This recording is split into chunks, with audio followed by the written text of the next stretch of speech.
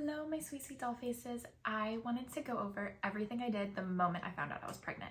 So the moment I found out I was pregnant, of course, I Googled like the due date calculator to figure out my due date, which is September 23rd. I have a feeling this one's gonna come up like 2 weeks early. But that's neither here nor there. I downloaded the What to Expect app and put my due date in, and that just gives you like a weekly guide to like some symptoms you might be feeling, your baby's development.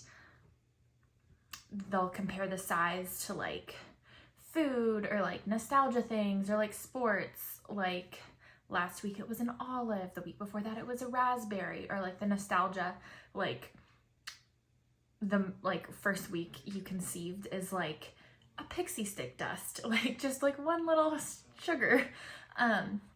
So yeah, it's really cute and fun and exciting, and there's even like a weekly video that me, Carter, and Mariposa sit on the couch and watch. It's just like a minute and a half of just like what your body is building inside, and it's just really fun and honestly and really educational. Okay, the second thing I did was I called my midwives literally that same day.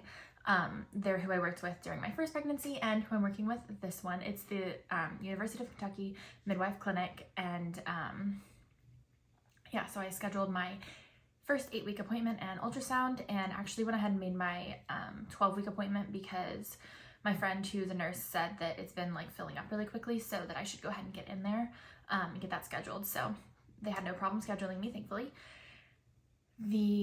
I've lost count of what number we're on. The next thing I did was I made an appointment locally to get my blood drawn for the early sneak peek early gender DNA testing, which they can literally do at 6 weeks. Last time, like 2 years ago, whenever I did it with Mariposa, I think I had to wait until it was like 7 weeks, but is this not like the best time to be alive? Like, science is so amazing that like I could find out if I was having a boy or a girl at 6 weeks. It's amazing. So anyways, we're having another little girl, and yeah, I'm super impatient. I literally don't know how people like wait until the thing pops out to find out if it's a boy or a girl. Like, I generally just hate surprises. Like, I like to know things. And anyways, I wanted to be able to have like names picked out, clothes for her, like all the things. I like to know that. And so yeah, so we did that. And let's see, I started taking my prenatal vitamins that I got for pregnancy. They're really expensive and like more intense, so you take 6 a day. So I take 2 in the morning, 2 in the afternoon, and 2 in the evening to get all 6. And on Black Friday I got 10 months worth, and so I knew I didn't want to start taking them until I knew I was actually pregnant. But while we were trying to conceive, it is still a really good idea and recommended to start taking a prenatal vitamin. So I was taking the Ritual prenatal vitamins for like 3 months up till we conceived. And then yeah, I started taking my Seeking Health vitamins. The next thing I did, not that honestly most of my skincare is actually pregnancy safe, because I don't use retinol. I tried it, don't care for it. But I started using retinol alternatives actually, which is funny because I just started it when I got pregnant. But I had reached out to Miranda Kerr, who has like Kora Organics is her company, and she has like, I've always loved her pregnancy content, and like I love her nutrition videos that are like on YouTube, like, you know, Vogue or Elle magazine, like whatever. And anyways, I reached out and I was like, hey, what are your favorite pregnancy safe skincare products from Kora Organics? And she was like, send me your address and I'm gonna send you some. Honored, love that. So she sent me some of the Vucuciol like serum and moisturizer, which is like a mild retinol alternative type thing. So I've been using that. And yeah, on the days that like, because pregnancy is exhausting and it kind of like, it just, some days you just really don't feel motivated like you used to. Like if you're like a glam girl and you want to have your hair and your makeup done, which I never did every day because some days I just focus on skincare and don't care. But I like the first pregnancy, I just like didn't feel like myself, didn't care, didn't fake tan in the winter, didn't want to deal with my hair, rarely did my makeup, and I felt so ugly. Which I just like kind of feel like whenever you have a girl, they borrow your beauty, or like they borrow your pink, you know, like the flamingo thing, to grow their beautiful selves. And not that boys can't be beautiful too, but I've only been pregnant with girls, so I just only have this thing to compare to. And immediately your body starts, like, by the end of the pregnancy, your blood volume in your body has literally doubled.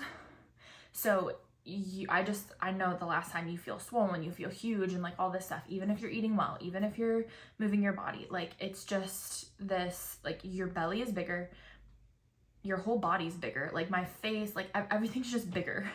And it's like, it's a mind fuck, honestly. So anyways, I have definitely felt more motivated this time around. And I don't know if that's just because like I'm staying at home with my daughter and like have more time to make content and stuff and like have the energy to like get dolled up. I don't know, which kind of sounds backwards, like you have a toddler too, but anyways, that's just how I feel about it right now. I recently dyed my hair back dark. I'm naturally like an auburn, and I regret doing it so dark so quickly because I really did like my blonde, and I feel like it just kind of suits my personality a little bit better, but I knew that like I didn't want it to be all the way up to my roots. So even though I have my dark brown hair again, I'm gonna start lightening it more of like a balayage and more of like a lived-in blonde, which also I understand that that is controversial for pregnancy. The first time I was pregnant, I didn't do anything with my hair until like a month before my due date because my hair was just like so dingy and like disgusting that I was like, I needed something for my mental health. And sometimes that's like, if you're gonna be doing something controversial during your pregnancy, like whether it's like have deli meat, eat sushi, like have something unpasteurized, you know, like color your hair, like I get that like maybe it's like not recommended, but sometimes for your own mental health, that is also important to protect as well. So yeah, I will be leaving my hair alone for a little bit because it is quite damaged and dry, and we've got summer coming, so that'll like naturally lighten my hair up, and I'm just gonna like focus on conditioning it right now. But here probably in like 4 to 6 weeks, you'll see me like messing with it again. Let's see, what else did I do? I got my not what to expect. I got my Mom and Naturals book back out. I read the whole thing with, I read the whole thing with Mariposa. I actually read the whole thing before I even got pregnant, and then when I was pregnant with Mariposa, I would read, because it's like a week by week guide for each trimester, and so I would just read. I'm winded.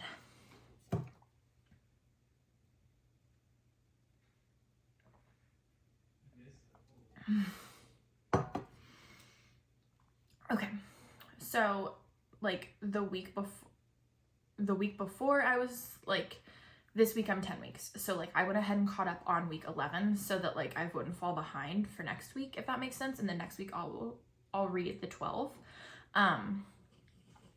Anyways, and that just, it's like kind of like what to expect, but like for like the more natural, holistic minded people. And I think it's a great idea to incorporate both, whether you're like hospital, medical, all that, like work with doctors, work with an OBGYN versus like the more natural side. I think if you marry them both together, I think that's like you take and leave what you do and do not want. So anyways, I found that much more relatable and not as antiquated as what to expect. And it is still a very thick book, but it's not overwhelming if you take it week by week. So that's what I did. There are other books that I've looked up that I want to get, that I need to get on audiobook or my Kindle. I looked at my library because I was like, I could just check them out at the library, but they didn't have any of the pregnancy books I wanted. They actually don't have that big of a selection of pregnancy books, so weird. It was my dream and goal to eat healthy this pregnancy, which last pregnancy, that was also my goal, but the first trimester doesn't count. Like, I genuinely love cooking and eating salad and salmon and like making these well-nourishing meals that are really healthy. And like the first trimester, like I love salad, but like I just the past 2 days started eating a leafy green again. Like it just was unappetizing. I thankfully have not been sick at all this pregnancy. The first pregnancy I didn't get sick at all either, but this time I have noticed I do have a little bit more nausea occasionally. And it's like, I kind of just have to like constantly have a snack, but then like if you overeat, that can cause you to be nauseous too. Like it's just like this weird, vicious cycle. So I've been eating fast food a lot because like, I don't even know if it's just like the protein, like there's just something that like, I'm just like, I would prefer to eat. I just want to eat like McDonald's, McDoubles, and McChickens, honestly. But I've been eating eggs every morning. I'm perfectly fine eating a ton of fruit. And yeah, it's just been like this weird balance. And originally I was like, it's not recommended to have like uncut fruit and vegetables like in the like pre-bought in the store because, or pre-bought, pre-cut like from the store because it can, contain, it's got a higher chance of like containing listeria. And we do like a lot of bag salads, and those are some of my favorite things is the Caesar salad and the sweet kale from Taylor Farms.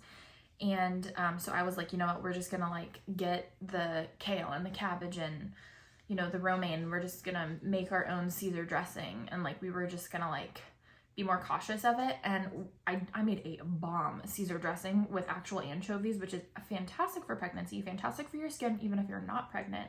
And then it was just like a little added protein, but that just like was not gonna be sustainable for us. So like, while I can still make that sometimes, like I was like, you know what?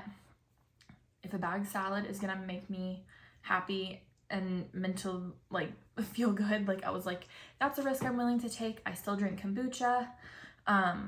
I don't really buy like a lot of like unpasteurized juice in general, and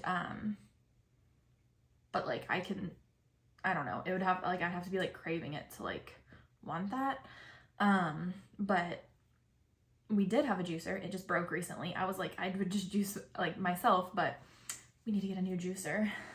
I also think it's just like a really good idea to start just putting in your notes on your phone every single question, anytime you think of it, to ask your provider about, whether it's way too early to be asking about or not. That's exactly how I was the first pregnancy. Like I wanted to know as much as I could as early on as possible, because I think it's perfectly fine to want to have that knowledge and prepare. And I think YouTube is a really great way to gain information, whether you're looking for doctor's medical advice or like me, who's not a professional, but I've been through this before, and like I can just be like your girlfriend, like I'm just like, we're just friends, I'm giving you my advice and my opinions. But I think it's like a really great idea, and I love watching videos to help prepare, and they give me ideas and stuff. But like, ask any kind of question you want. Oh, something else I did whenever I found out, I made a pelvic floor physical therapy appointment again. I'm working with the same one I worked postpartum with Mariposa through each trimester, so that I'm wanting a VBAC. So I'm trying to get my body prepared and everything for hopefully having a VBAC. And so yeah, but regardless, if you're having a VBAC, vaginal, want a C-section, have no idea, it's always a great idea, pregnant and postpartum, to see a pelvic floor physical therapist and a chiropractor. I see my chiropractor regularly, but especially towards the end of pregnancy, it helps, and with like all the aches and pains. keep working out, keep moving your body. On the days that like I feel my body's like achy and already and stuff, like if I just go for a walk and just do some prenatal yoga, even if it's 15 minutes from a YouTube video, I feel significantly better.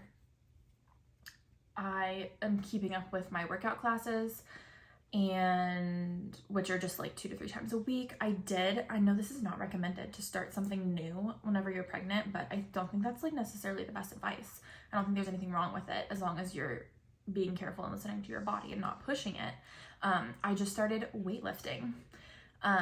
Weightlifting just slightly heavier. I've been doing bar and spin, and like I do cardio when I walk, and like Pilates, do reformer Pilates, mat Pilates, yoga, and I just started adding in some heavier weights. I think it is such a great idea. Let's say you don't work out at all. Start moving your body. Just even if it's something simple, stretching, doing yoga. You don't have to go anywhere. You don't have to leave your house. Go for a walk, get a treadmill, like whatever you want. But your body is going to be growing and having aches and pains already, and you need to be strong enough to hold your body up and take care of your body, and it's really gonna help postpartum. And I do not mean just vanity reasons. I'm not like, oh my god, you're gonna bounce back. Like, your abs are like haven't been used the same way whenever you're pregnant, and like I know for me, like I was so sedentary during my first pregnancy that afterwards, I mean, I had many other issues going on, like C-section after pushing for 3 hours, but so I was like just already really sore in general. But for like weeks, it took me weeks and weeks to even like sit up or stand up on my own.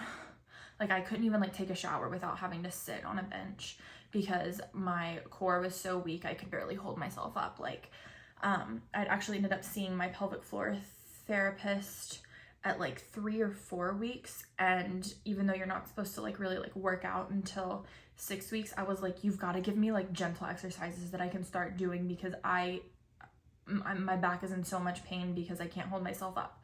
And I got cleared to do very gentle like yoga and very gentle exercises that she gave me to do.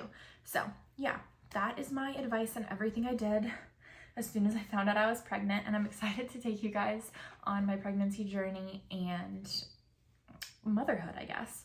I hope this was helpful, and if you guys have any questions, please ask in the comments, reach out on like Instagram, you can DM me, I don't care.